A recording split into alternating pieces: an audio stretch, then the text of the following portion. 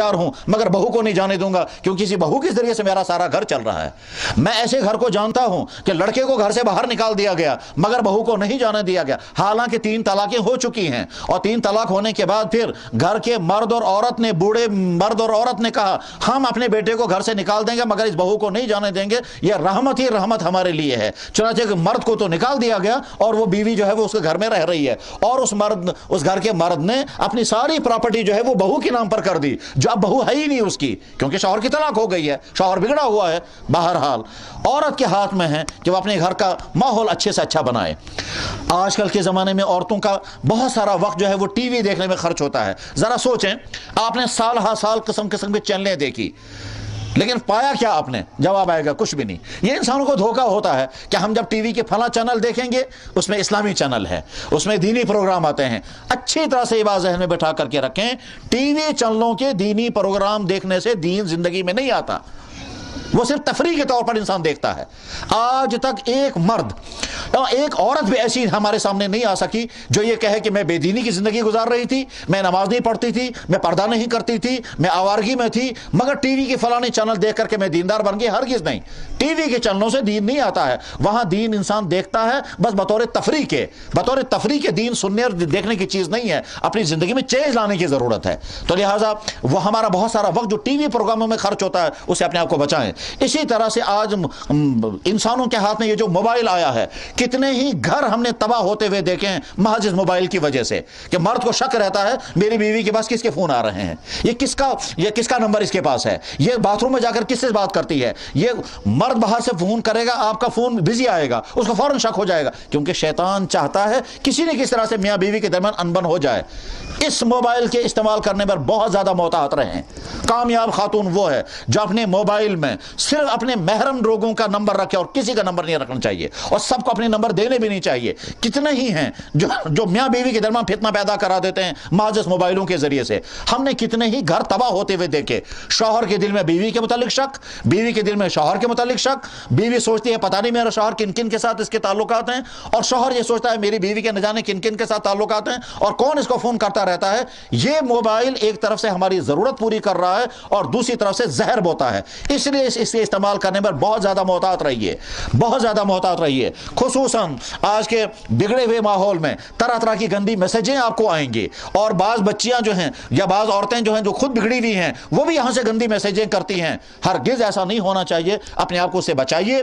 یہ باتیں اگر کڑوی لگ رہی ہوں مگر یہ بتانا ضروری ہے. آخر ہم اپنے بہنوں کو، ہم اپنی بیٹیوں کو، ہم اپنی ماؤں کو، ہم اپنی مسلمان بہنوں کو نہیں بتائیں گے، ان کو اور کون بتائے گا؟ تو اس لیے یہ مت سوچیں کہ کڑوی باتیں ہیں، یہ دیکھیں کہ ان کا نقصانات کتنا ہوتے ہیں. اسی طرح سے موبائل کے خرچے بہت زیادہ ہو گئے. گھنٹوں تک غیر ضروری باتوں پر ہمارا پیسہ برباد ہوتا ہے. شوہر مجبور ہو جاتا ہے دینے کے لیے کیونکہ وہ چاہتا ہے میری بیوی خوش رہنی چاہیے، مطمئن رہنی چاہیے، لیکن اس کا غلط فائدہ نہیں اٹھانا چاہیے کہ جب آپ گھنٹوں تک صرف کھار پھاڑ کرتی رہیں گی، گھنٹوں تک غیر ضروری باتیں کرتی رہیں گے. اپنے آپ کو میٹر لگا کے دیکھنا چاہیے کہ ہم یہ جو گھنٹوں تک بے ضرورت باتیں کر رہی ہیں یہ کہیں نقصان تو نہیں ہو رہا ہے، ہمارے پیسے کا نقصان تو نہیں ہو رہا ہے. اللہ نے اس کائنات کا نظام ایسا بنایا کہ کسی کو مالدار بنایا، کسی کو بہت زیادہ خوبصورت بنایا، کسی کو کم خوبصورت بنایا، کسی کو بہت اچھی صحت دی، کسی کو کم صحت دی، کسی کو علم دیا، کسی کو کچھ. یہ نعمتیں ہیں اللہ کی. ان اللہ کی نعمتوں پر تکبر نہیں آنا چاہیے. کسی کے پاس پیسہ زیادہ ہو تو تکبر ہرگز نہیں آنا چاہیے. کسی کو حسن زیادہ ہو اس حسن کی بنا پر تکبر ہرگز نہیں آنا چاہیے. کسی کے پاس علم زیادہ ہو اس کی بنا پر تکبر ہرگز نہیں آنا چاہیے. بلکہ کبھی کبھی تو عبادت کی وجہ سے بھی تکبر آ جاتا ہے. ایک آدمی کو یا ایک عورت کو خمار چڑھتا ہے، میں تہجد گزار ہوں، میں اتنی تسبیح پڑھتی ہوں، میں اتنا درود پڑھتی ہوں. عبادت کی وجہ سے تکبر ہرگز نہیں. نہ پیسے کا تکبر، نہ حسن کا تکبر، نہ خوبصورتی کا تکبر، نہ انٹیلیجنٹ ہونے کا تکبر، نہ ڈگریوں کا. نہیں، ہم سب اللہ کے بندے ہیں. عاجزی، نرم مزاجی اپنے اندر پیدا کرنی چاہیے. ہماری زبان سے کسی کو تکلیف نہ پہنچے، ہمارا رویہ اکڑ والا رویہ نہ ہو. اتنا نرم مزاج اختیار کرنا چاہیے کہ جو ہم کو دیکھے، جو ہم سے ملے، وہ خوش ہو کر کہنا چاہیے کہ اس سے زیادہ نرم مزاج اور کوئی نہیں ہم کو ملا. میری ماں اور بہنوں، ہمارے گھر کا سارا ماحول ہمارے کنٹرول میں ہے، ہم جیسے اپنے گھر کا ماحول بنانا چاہیں ویسے بنا سکتی ہیں۔ اگر گھر کے اندر معمولی چیزوں پر ٹکراؤ شروع ہونے لگے، اس کے نتیجے میں گھر کا سکون برباد ہو جاتا ہے۔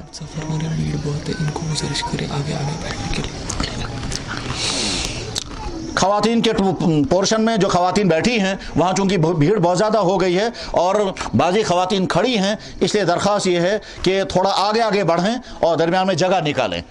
قرآن کریم میں بھی اللہ تعالیٰ شان و ارشاد فرماتے ہیں، یا ایھا الذین آمنوا اذا قیل لکم تفسحوا فی المجالس فافسحوا یفسح اللہ لکم، اے ایمان والو جب تمہاری مجلس میں جگہ تنگ ہو جائے اور تم سے کہا جائے کہ ذرا آگے بڑھو اور سمٹ کر کے بیٹھو، تو فوراً سمٹ کر کے بیٹھنا تاکہ دوسرے جو کھڑے ہیں ان کو بھی جگہ مل سکے۔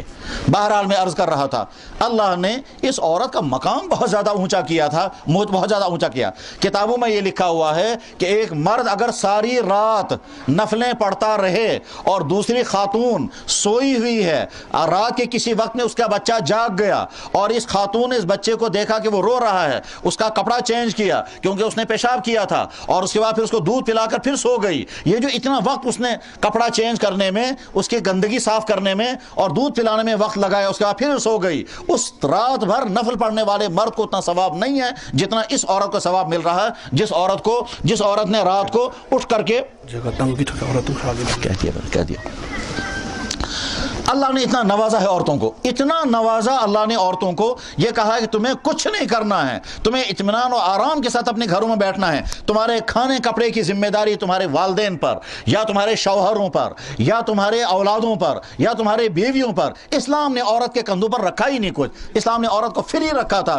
ہاں مگر آج کا زمانہ وہ آ گیا کہ عورتوں کے ذہن میں ڈال دیا خود جاب کرو، خود باہر نکلو، اور جاب کرنے والی عورتوں کے ساتھ کیا کیا ہراسمنٹ ہوا کرتے ہیں وہ کچھ واقعات اس کے سامنے آتے رہتے ہیں۔ اسلام نے کمائی کی ساری ذمہ داری مردوں پر رکھی ہے، عورتوں پر نہیں رکھی ہے۔ تاہم اس کے باوجود اگر کوئی عورت کوئی کام کر رہی ہے اور اس کا جو پیسہ آ رہا ہے وہ پیسہ اسی عورت کا ہے، ہم نے دیکھا بہت سارے مرد جو ہیں وہ چاہتے ہیں کہ ہماری بیویوں کی کمائی جو ہے وہ ہمارے ہاتھ میں آ جانی چاہیے۔ ہم مردوں سے سختی سے منع کرتے ہیں کہ بیویوں کی کمائی ان کی اپنی ہے، وہ چاہیں تو آپ کو دیں، آپ جبرن ان سے نہیں لے سکتے ہیں۔ لیکن میری ماں اور بہنوں، ہمیں سمجھنا یہ ہے کہ گھروں کا ماحول بہت اخلاق والا ماحول بنائیں، خوشیوں والا ماحول بنائیں۔ اس لیے یہ مت دیکھیں فلانے گھر میں یہ چیزیں ہمارے گھر میں کیوں نہیں ہے، فلانے گھر میں گاڑی ہے ہمارے گھر میں کیوں نہیں ہے، فلاں گھر میں جو ہے وہ فریش گاڑی ہے ہمارے گھر میں سیکنڈ ہینڈ گاڑی کیوں آئی ہے۔ نہیں، اللہ نے نظام یہ بنایا، کسی کو زیادہ دیا، کسی کو کم، کسی کو اچھا دیا، جس حال میں بھی اللہ نے رکھا کچھ رکھیں، ایک مزاج بنا کر کے رکھیں۔ وہ کیا مزاج؟ کہ ہمیشہ اپنے سے اعلیٰ والوں کو مت دیکھیں۔ ہمارے گھر میں کراکری ہے، اگر ہم نے ان گھر والوں کو دیکھا جن کے گھروں میں ہم سے زیادہ اچھی کراکری ہے تو ہم اپنی کراکری کو سمجھیں گے تو بہت معمولی چیز ہے، یہ بے فائدہ چیز ہے۔ لیکن اگر ہم اپنے سے کمتر لوگ گھر والوں کو دیکھیں گے جن کے پاس وہ بھی نہیں ہے تو ہمیں شکر پڑھنا ہوگا۔ خواتین کا ایک مزاج یہ ہوتا ہے، زیادہ سے زیادہ کپڑے جمع کر کے رکھیں گی، چاہے ان کپڑوں کو پہننے کا موقع آئے یا نہ آئے، لیکن کپڑوں کے انبار جمع کر کے رکھیں گی۔ یہ فضول خرچی میں آتا ہے اور اس کی وجہ سے گھروں کا بہت سارا پیسہ برباد ہوتا ہے۔ اس سے اپنے آپ کو قابو میں رکھیں، ایسی غیر ضروری چیزوں پر اپنا پیسہ خرچ مت کریں۔ یہ آپ کا پیسہ آپ کے، ہمارا دین ایک طرف سے یہ کہتا ہے کمانے میں شریعت کے حکم، شریعت کے احکام کی پابندی کرو، اسی طرح سے خرچ کرنے میں بھی پابندی کرو۔ مثلا وہ خواتین جن کے گھروں میں اٹیچیوں کی اٹیچیاں بھری ہیں سوٹوں سے، سوٹ لایا ایک دو مرتبہ پہنا اس کے بعد پھر بند کر کے رکھ دیا، ڈبوں کے ڈبے بھرے ہوئے ہوتے جوتے اور سینڈلوں سے، ایسا نہیں ہونا چاہیے۔ مسلمان خاتون ایسی نہیں، مسلمان خاتون قناعت پسند ہوتی ہے، مسلمان خاتون عفت والی ہوتی ہے، مسلمان خاتون با پردہ ہوتی ہے، مسلمان خاتون اپنی حیا کو بچانے والی ہوتی ہے۔ مسلمان خواتین کا مزاج یہ ہوتا ہے کہ کوئی اجنبی مرد مجھے دیکھنے نہ پائے۔ مسلمان خواتین جو ہے وہ مالی اور کپڑوں کا کمپٹیشن کرنے والی نہیں ہوتی۔ مسلمان خواتین دوسروں کو کھلا کر خوش ہونے والی ہوتی ہے، نہ کہ دوسروں کے ساتھ مقابلہ کرنے والی۔ اللہ کے نبی علیہ السلام نے فرمایا کہ جس طرح سے پہلی امتیں ہلاک ہو گئی کمپٹیشن کرنے کی وجہ سے، جب تمہارے اندر یہ کمپٹیشن، ایک مرتبہ حضرت نبی علیہ السلام نے فرمایا مجھے اس بات کی فکر نہیں ہے کہ میری امت کے اندر غربت آئے گی، لا اخشى علیکم الفقر، वलाकिन अख्शा अन तबसुत अलैकुम दुनिया, मुझे इस बात की फिक्र है कि मेरी उम्मत के अंदर अगर दौलत आ गई और दौलत आने के बाद फिर उन्हें कंपटीशन शुरू कर दिए, किस चीज़ में? गाड़ियों के कंपटीशन, मकानों के कंपटीशन, ड्रेस के कंपटीशन, स्कूलों में कौन से स्कूल में आपके बच्चे पढ़ रहे हैं और हमारे बच्चे कौन से स्कूल में पढ़ रहे हैं। ये नहीं देखना है कि बच्चे वहां स्कूल में पढ़कर दीनदार बनेंगे या नहीं। हाँ, स्कूलों को देख करके कहते हैं, स्टेटस बनाया कि फलां स्कूल में पढ़ना जो है ये शर्फ की बात है, तो स्कूलों का कंपटीशन, छोटी मोटी चीजों का ला अख्शा अलैकुमुल फक्र वलाकिन अख्शा अन तबसुत अलैकुमुद दुनिया फतनाफसु कज़ा यतनाफसुन मन काना क़ब्लकुम फहलकतुम कमा हलकू मन काना क़ब्लकुम, तुम भी ऐसे बर्बाद हो जाओगे जैसे तुमसे पहले बर्बाद हो गए। इसलिए अपने घरों की जो माली पोजीशन है उसी माली पोजीशन के मुताबिक जिंदगी का स्टेटस बनाना चाहिए। उससे ज्यादा ऊंचा मेयार मुकर्रर करेंगे, सारी जिंदगी परेशान रहेंगे। और याद रखें, इंसान कितना ही अच्छे से अच्छा बनाए उससे अच्छा किसी और के पास होगा।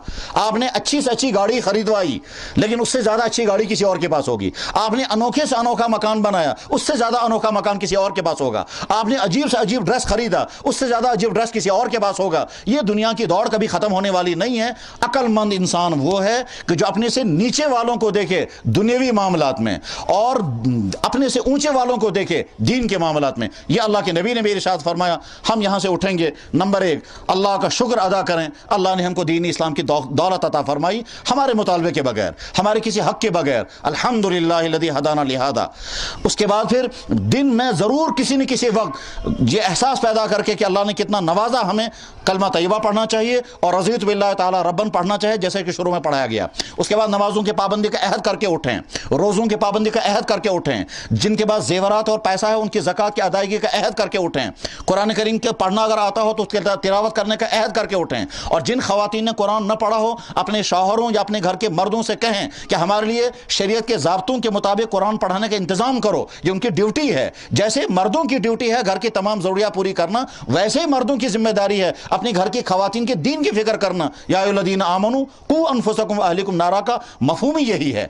और अहद करके उठें, बेपर्दगी से बचेंगी, फजूल खर्ची से बचेंगी, मोबाइल का गलत इस्तेमाल करने से बचेंगी, नेट के गलत प्रोग्राम देखने से बचेंगी, वेबसाइटों का वक्त बर्बाद करने से बचेंगी, अपनी आंखों का पर्दा करेंगी, अपने जिस्म का पर्दा करेंगी, गलत मेकअप नहीं करेंगी, शरीयत जिस जिस चीज़ की इजाज़त देगी उसकी और तौबा करके यहाँ से उठेंगे और नई ज़िंदगी शुरुआत करेंगे। और बार बार सोचें, या अल्लाह आपका शुक्र है आपने इस खतरनाक तरीन सैलाब में हम में से जिसको बचाया वो शुक्र पढ़े बचने पर, और जो खुदा न खास्ता इसमें किसी तरह से मुब्तला हो गया वो शुक्र पढ़े कि जितना हुआ वो बहुत कम है। अल्लाह को कुदरत थी उससे ज़्यादा हमको सज़ा देने की, क्योंकि हमारे आमाल उससे भी ज़्यादा ख़राब। कितनी ही ख़वातीन हैं जो गलत रास्तों में पड़ी हुई हैं, कितनी ख़वातीन हैं जो वो काम कर रही हैं जो मुसलमान खातून नहीं कर सकती हैं। एक खातून के गलत करने पर अल्लाह ताला शानो अगर अज़ाब भेजना चाहें हक है, मगर अल्लाह ताला शानो की तरफ से रहम का मामला होता है अरसे तवील तक। तो शुक्र पढ़ के तो शुक्र करें, तौबा करें और आइंदा अज़्म करके उठें। अल्लाह जल्ल शानहू इस यहाँ के आने को हमारी दीनी ज़िंदगी में तब्दीली आने का और दीन में इस्तेहकाम का ज़रिया बनाए। व आखिरु दावाना अनिल हम्दुलिल्लाहि रब्बिल आलमीन बिरहमतिका या अरहमर राहिमीन। हज़रत मौलाना दामद बरकातुहुम तशरीफ़ ला चुके हैं। आप बहुत तवज्जो के साथ, बहुत गौर के साथ और इस इरादे के साथ, पहले इरादा कर लें, इस इरादे के साथ कि जो कुछ फरमाया जाएगा अगर वो हमारे जहन के मुतालिक है तो हम अपनी जहनी गज़ा बनाएंगे, अगर हमारे अमल के मुतालिक है तो हम उसको अमल बनाएंगे, और अगर हमें किसी चीज़ से बचने के मुतालिक है तो हम उससे बचने का इरादा करेंगे। बिल्कुल इसी तरह से जिस तरह से हम किसी डॉक्टर के पास जाते हैं ये सोच कर कि डॉक्टर अगर मुझे ऐसी बीमारी डायग्नोज करेगा जो बोलने की नहीं है मगर मुझे सुनना है मेरे अंदर ये बीमारी आ गई, और उसके बाद फिर डॉक्टर जो इलाज बताएगा मुझे वो करना है, चाहे वो इलाज कितना ही महंगा और कड़वा क्यों ना हो, और जिन चीज़ों से मुझे परहेज करने को कहेगा मैं वो परहेज करने के तो जैसे डॉक्टर के पास जाते हैं ऐसे ही ये रूहानी और अखलाकी और दीनी डॉक्टर अल्लाह ने हमको भेजे। अल्लाह जल्ल शानो उनके साये को बहुत देर तक और पूरे आलम के मुसलमानों के लिए रहमत का साया बनाते हुए दराज से दराज तर फरमाएं और उनके इरशादात आलिया से हमारी हिदायत के फैसले फरमाएं। व आखिर दावाना अल्हम्दुलिल्लाहि रब्बिल आलमीन।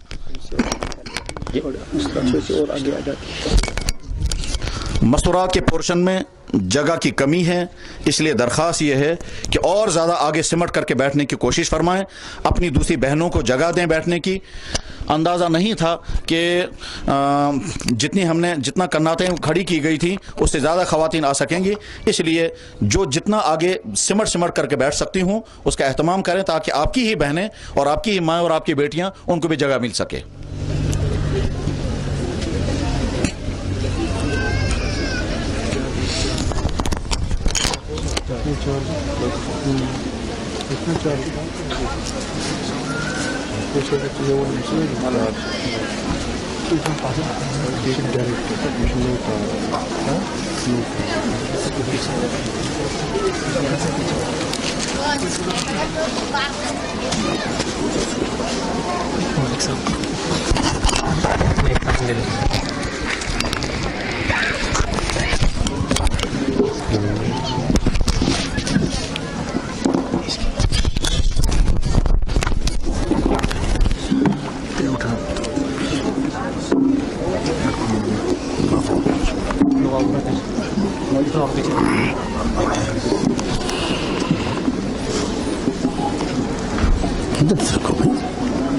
यहाँ से साइड से